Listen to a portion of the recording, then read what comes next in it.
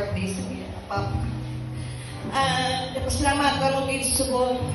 Siya nga nagdabot sa 50th birthday niya.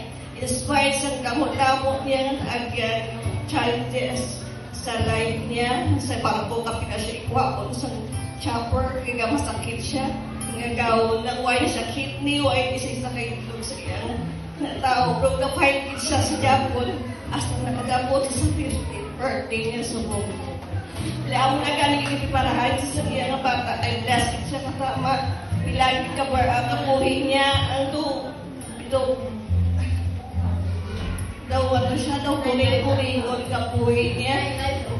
Pila kapuhin niya nga nakasurvive sa Japon, ginaingalo siya 50-50. But at least, struggle din siya ng mabuhay sa may mission pa sa pabuhay o niya bakwas na sumukit kasuffer ako masakit at ara sa Japon sa tupat ko siya kapudlay 4 or 5 years na ara ko sa Japon pasalamatan kasi ako nuway siya nuway na ko siguro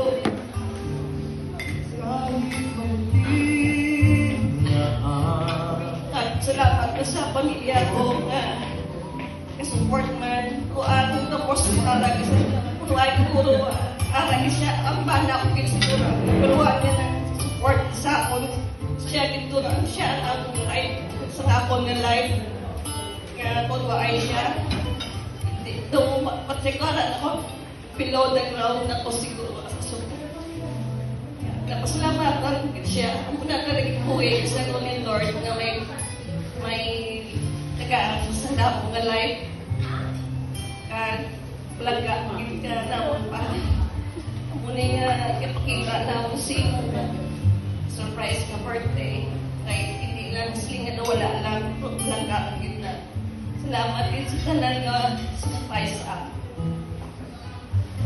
love you